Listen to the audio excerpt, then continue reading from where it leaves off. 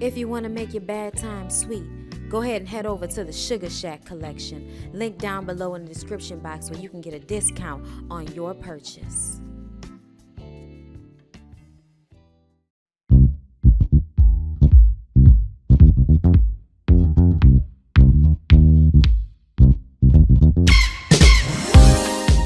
Hey everybody, what's up? It's your girl Bondy Blue, and I hope y'all are having a good day, okay? It is late, right after Greenleaf went off on Wednesday night. I just finishing up the food, for the rest of the night for Thanksgiving, and tomorrow morning I'm gonna put it in the oven so y'all will know what I made. Okay, I'm about to tell y'all what I made. We did turkey breasts.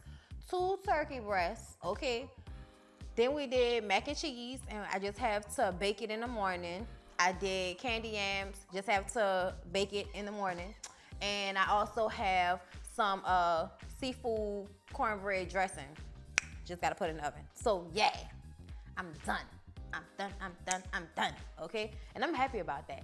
And I'm so bucked up because it's my first Thanksgiving where I actually get to be off. Like, I've been working every Thanksgiving for the past, 7 or 6 years.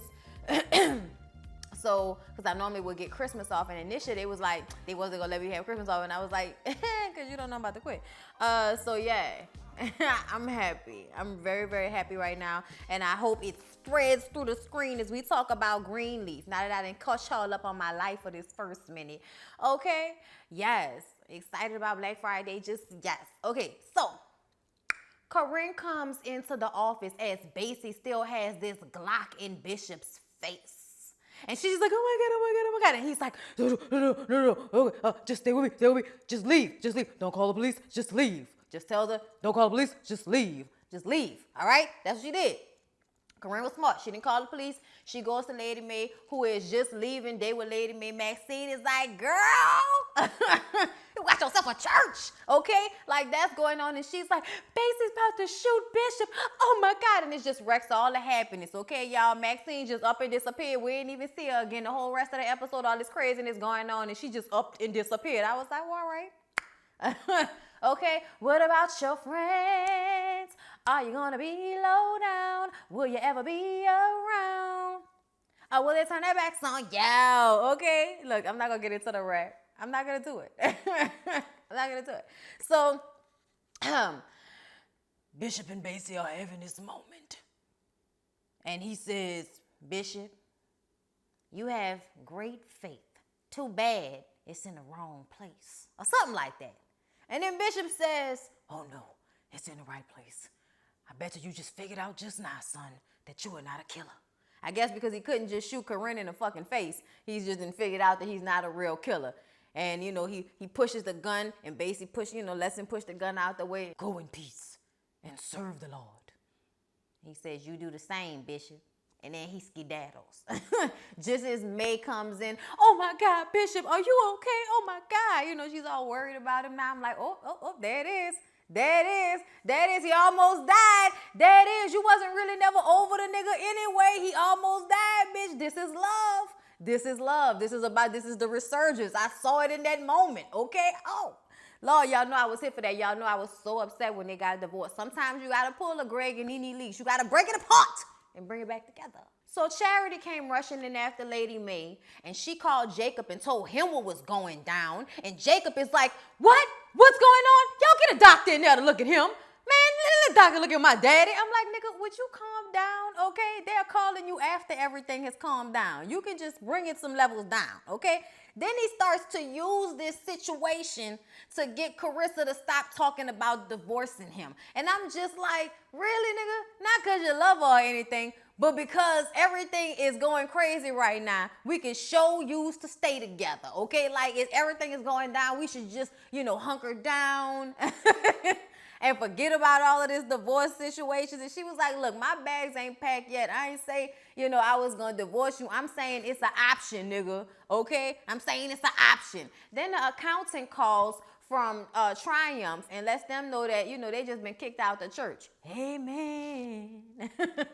Amen. So they did get a doctor to come and check on Bishop.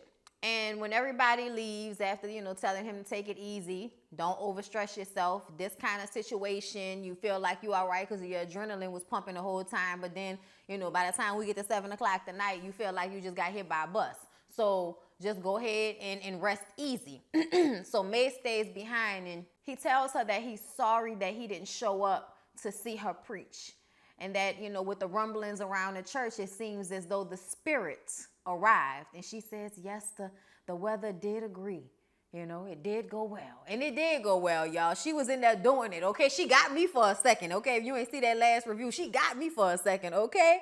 Bishop tells Lady May, the church is yours. You deserve it. I was like, yes, she does.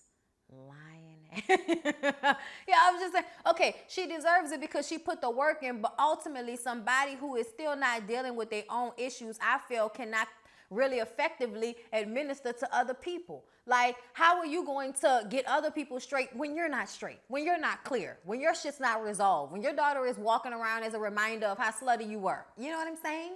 So Connie brings Grace in to sit down with H&H, okay? Phil from H&H, okay? Wants them to know that H&H is taking over the church. They don't really care what she think about it, but they would like her to come on as an interim pastor.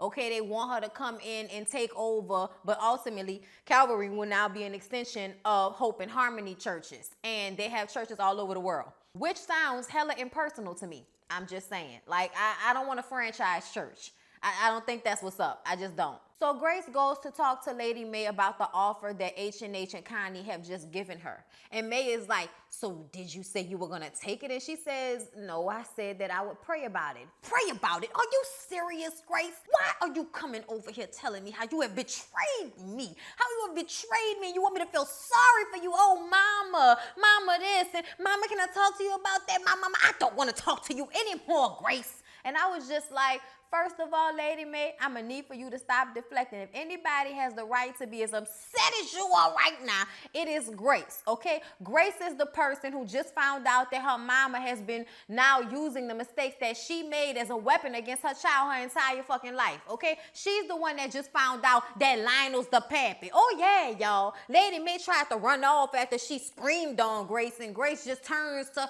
look at her when she walks away and says, Aaron and I took a DNA test, mama. Lionel's my father. And May says, so I'm guessing you're going to want to tell Bishop. You want to put my terrible, nasty, sad secret out there. That's what you want to do, Grace. And Grace is like, mama, I don't want to keep who I am a secret. That is not fair to anybody. And you want to talk about betrayal. Does it even matter how this affects me? She says, well, then if you're going to do it like that, I'm going to tell Bishop. I'm going to tell James. I was like, girl, you better. I mean, you the wife. It would seem that's the way you should do it. He shouldn't hear it from his daughter. He should hear it from you, okay? Grace doesn't want to be the one to tell her daddy that shit anyway. So she going to let her mama, go ahead and tell it. And Lady May apologizes. So she says, I'm sorry. I did not mean to cause this much pain to so many people. And I'm like, oh, girl. Oh, girl. She's ashamed. You're ashamed, Lady May? You're ashamed? You're ashamed, Lady May? You're ashamed. Okay. So Jacob goes to see Bishop because he got to check up on his daddy. Nigga almost killed him, okay? And he tells his daddy that, they took triumph from him. And he says he came there to talk to Lady May about letting him come back to the church. And Bishop is like, well, I'm sure she'll let you do that now that you've become such an accomplished preacher yourself. And he said, Daddy, you seen me preach? He was like, what do you think I watch at 3 o'clock in the morning when I can't sleep? You've done great. I've taken many a line from you, son. Jacob was so happy. Okay, because his daddy ain't never gave him no act right when he was over there at Calvary, all right? As far as he was concerned, Jacob had another call and he needed to give it up. Okay, now Jacob then went out there and did it for himself and found a way to become a preacher all on his own. His daddy now respects him. And we've had the, kind of a...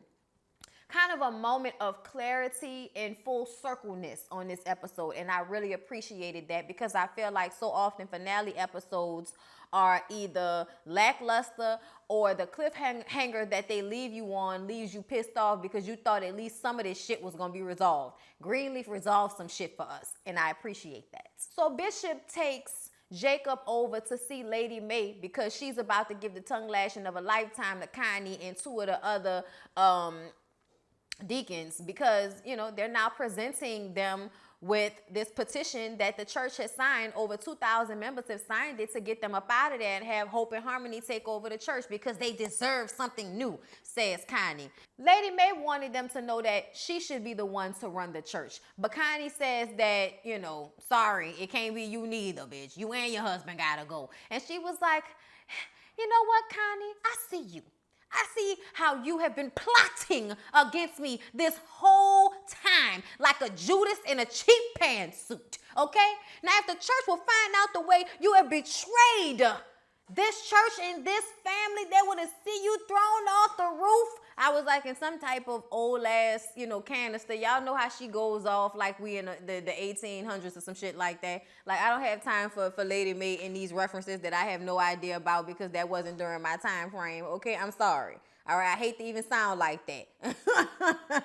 Okay, so Connie says she has had enough of them dragging the members of this church through all of their dirt. And I'm like, what you mean all of their dirt? Like, it's the IRS issue and them divorcing. What else? What else was there? What else was there? This is their church. Like, I just don't like the fact that it's like, oh, we can build a church and then y'all come in as the deacons and decide that, oh, we shaking this shit up. This not your church no more. Like, I just kind of feel like that's so messed up. But, I guess that's what they signed up for when they have bishops and all of that. Some of these churches be like, nah, nigga, it's me and the committee of me. And that's that. So Lady Mae walks out the office, but on her way out, she was giving Connie the look, okay? The look. If eyes could kill, Connie would be dead on the damn floor. Connie looked like she was a little scared, like she thought Lady Mae was gonna hit her when she was walking out the door, y'all. I was like, oh, Lord, not the church ladies fighting. Oh, no. But no, okay? That is not the type of lady that Lady Mae is. So she just walked out the office, and Bishop says, I know it's time for me to go, and I agree. But she didn't deserve that. She didn't deserve that at all. I've heard about Hope and Harmony churches and how much they take from the parishioners and their families, skimming off the top. So if you want this church to get what they deserve, so to speak, then go ahead and go with Hope and Harmony. Kind of had this like smirk on his face the whole time, like, Connie, if you don't think we're going to fight your ass on this. And she said, Bishop, you can fight, but you won't win. And he says, good day, bitch. That's not what he said, but his energy was screaming, good day, bitch, good day. So Bishop is getting ready to leave for the day, and Lady Mae runs into his office as Corinne is telling him how the IRS lady is calling for him. And he says, look, I've had enough today. Okay, I can't take no more friction. I'll call that bitch tomorrow. Because you're the IRS lady, I'm sorry. But you just know that that's some aggravating shit. Anyway, so Mae comes into the office and says, Bishop, now she's all, all womanly and soft in the way she's talking to him and everything. Everything is just very gentle and cautious. And she says, Bishop, are you going to Percy's? And he says, yeah. What about you? And she says, I'm heading home. Would you like to come over for dinner? And he says, I believe I will. I was like, well, all right, what's going on? What's about to happen? So Jacob tells Carissa that Grace is running the church in the meantime. And she's like, well, why didn't you ask if you could come on and be her help, or whatever the other pastor is that she needs to help her with everything. And he says, well, I haven't got a chance to talk to her yet. And she was like, see, we're not getting a divorce, all right? Because you need me, all right? You need me, because without me, you would not be able to tackle this huge opportunity. You probably would let it go by the wayside, okay? You can help Grace and be a part of Hope and Harmony. It's a huge church. It's a great opportunity. We are no longer getting a divorce because I cannot let you ruin this opportunity. I'm like, Carissa, whatever you need to tell yourself. But if I was you, even though that nigga is disgusting, I think ultimately he loves her. And I think ultimately he's a good guy. He has his flaws. And, if you still there now, then we all right with it. So, I wouldn't be letting my husband go neither. Like, I'm sorry. But you would have had to feel like that for a second, okay? You would have had to feel like that. But he just looked at her after she said that time, and she, she like, what you looking at? Like, why is you looking at me like that? And he says, so one of the kids coming home, and she was like, not for like another hour. So why are you asking? And he was like, nah, I ain't asking for no reason. He started moving shit out the way on the table. I'm like, y'all gonna fuck on the kitchen table, lay her back, and put face in the place. I was like, well, all right then. Well, all right. Then had a meal, had a snack. Okay. So May and Bishop are sitting down with two lonely glasses of wine and no food to discuss the fact that, Lionel is the pappy. Like, it's terrible. And he just kind of looks away from her when she says,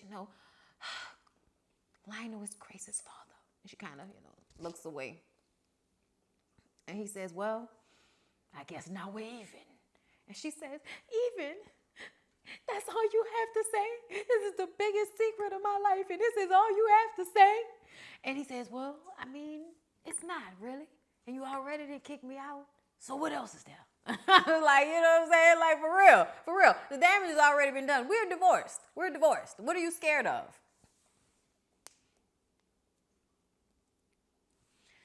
She, gets all close to him, and he gets close to her and puts his arm around her in the loving, Bishop James way and all of this. And she says, will you please come home, Bishop? Please come home. And he says, I will, under one condition, that you talk to Grace and you make it right with Grace. And she's like, oh, but she's just so stubborn. And then she said, la. May said, la. Bishop says he knows that it's her lineage that is bothered and made her have this fight against her daughter for her whole life. May says that, it's that, but, she's so stubborn. And he says, well, she's just like her mother. You and your daughter are much more alike than you thought. And she says, a little alike. And I'm like, oh, they're gonna work it out. I think it's gonna work out fine. It's gonna work out fine. I keep on telling you, I think it's gonna work out fine. I'm so glad that you're mine, oh mine. Remember, he used to call you Dapper Dan. Shout out to Tina Turner and Ike. Basically is walking around town in liquor stores like people ain't looking for him. Like just on the phone with Tasha Skanks trying to convince her to come and run away with him and Rochelle to Mexico. Got a plane, or get us out of town. Reba, come on, baby. And she's like, no, Basie, no, okay? You need to give that money back. I have got a good deal going with the FBI, and I do not want to ruin it. Goodbye, Basie, goodbye. And I'm just like, goodbye, nigga, goodbye, okay? He's standing at the counter running his mouth, talking about, that's my lucky number 17. And he pulls out the $40 and he's looking for the change. And this big old black man behind him pulls out the 17 cents, puts it on the counter like that. He says, oh, you just had that in your pocket, huh? And then he looks at him and he notices that he knows him. And they kind of have this look like, yeah, nigga, I see you. You see me, I see you too. And then Basie takes his liquor and he get this man a discount right here. And then runs into the car and tells Rochelle to run away. And she was like, you got my liquor? And I'm like, bitch, you alcohol? Like, what is wrong with the both of y'all? Acting like y'all ain't just been out here stealing from people for the past 2 weeks. And people been looking at y'all and looking for y'all. I don't know how long this shit been going on, but y'all know what I'm saying. People is looking for them. And they just out here lackadaisically sitting in convertibles and shit in front of liquor stores. Like, really? Really? Y'all don't give a fuck. I'd have been gone. Anyway, so they rush off, and the dude who was in the store gets into the SUV with another cat, and they follow behind them. So we don't know what's going to happen right there. But something tells me they ain't making it to the airport, or wherever the fuck they was about to leave from. Y'all, so Erin and Grace talk about the fact that Lionel left Grace $3 million and didn't leave Erin a dime, all because he was gay. And Erin feels like if he didn't want to love who I was when he was alive, I don't want his money now that he's dead. And because, she offered it back to him. And then she goes in to have this meeting with Bob and Phil from Hope and Harmony. And Bob is annoying. You know, he's trying to talk about how, you know, everybody's mixing, you know, oh, the brown, black, white, yellow, everybody's at Hope and Harmony. It's all over the world. Grace, we heard you a prophet. We need prophets. We want you to use your voice. Why don't you come in and be the pastor at this church for us? And she kind of got her eyebrow raised like, you know, I don't know. I don't trust you motherfuckers. So she goes into Bishop's office to talk to him about it. And she offers him the $3 million that Lionel gave her, and he asks where she got the money from, and she says, can you just tell me that you'll take it to pay off the IRS? And Bishop tells her, you know, Grace, we live in a spiritual world, and in the spirit, you will always be my daughter. The physical doesn't matter. And I was just like, because the way she looked at him, y'all, the way she looked at him, like the weight that had been lifted off her heart just forced her face into a smile, because she was so happy that he didn't feel no type of way, because that is her daddy. That is who she knows to be her daddy. That is who she loves. Like, oh my God. Oh my God, y'all. I was like, oh, why y'all doing this to me? So y'all, Bishop gets up there preaching for the last time, okay? He tells the congregation this is the last time, and everybody like, oh. I'm like, oh, you motherfuckers voted him off the island. Don't be sitting up here, and iron and all of that. This is y'all fault, signing petitions and shit, okay? Anyway, so he does a sermon about Moses.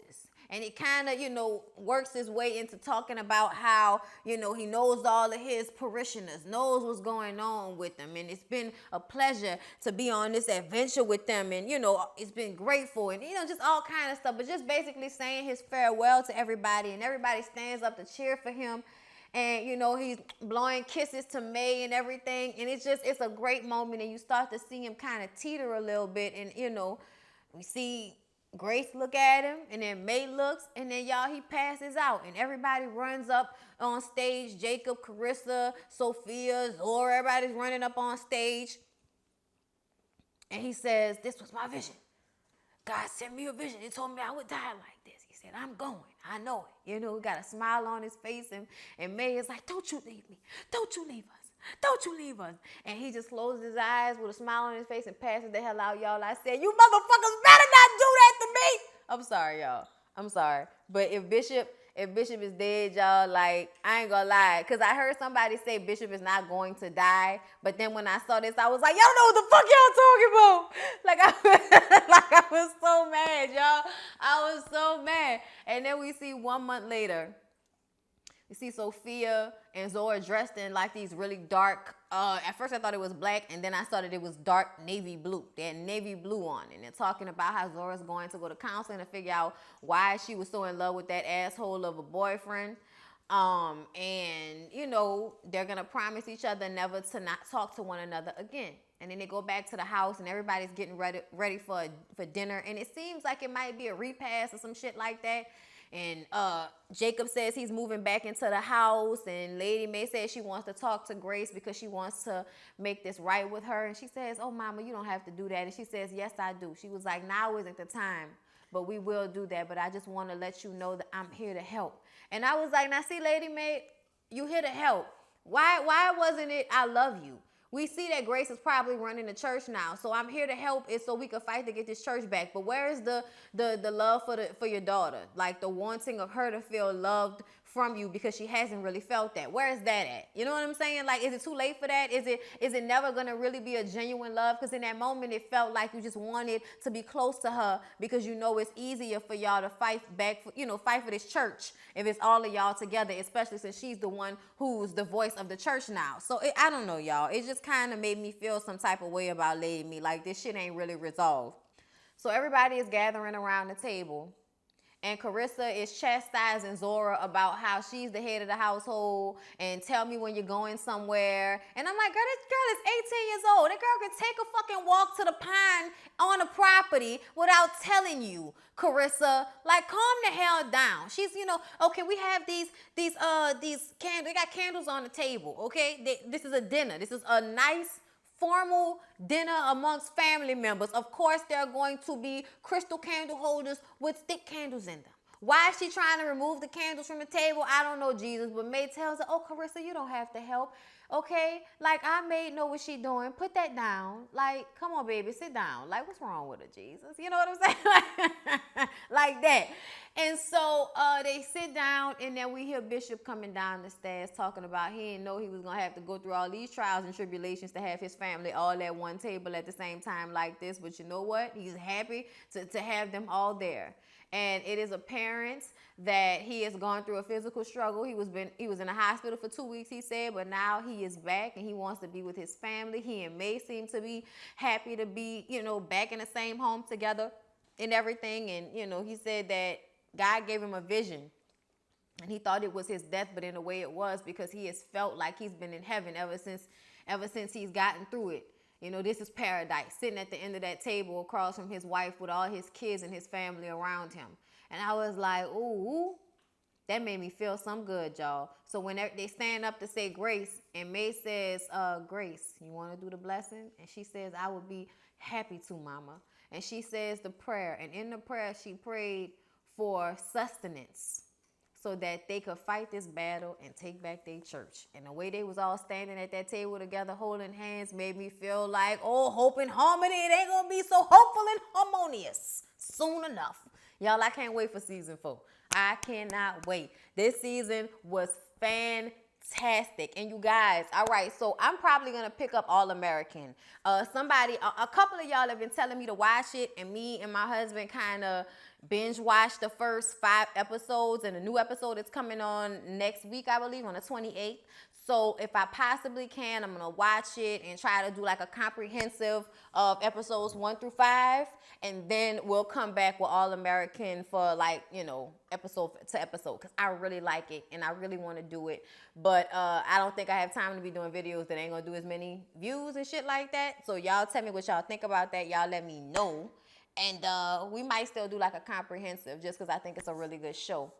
So yeah, I love y'all. I hope y'all have a good Thanksgiving. I am so happy. It's my first Thanksgiving, not working at the news station, not having to worry about whether I was going to be off and trying to hurry up and go see my family, or cook the night before having to go to work, having to, be there all night. It was always like such an area of contention for me during the holidays, that I couldn't just be with my family like I wanted to be. And now I can, and I'm so happy and so excited for tomorrow and Christmas and everything, and getting paid tomorrow. Thank you, Jesus. This one paycheck a month shit is a struggle. But you know what? I'm so happy anyway. I don't care. I'm grateful.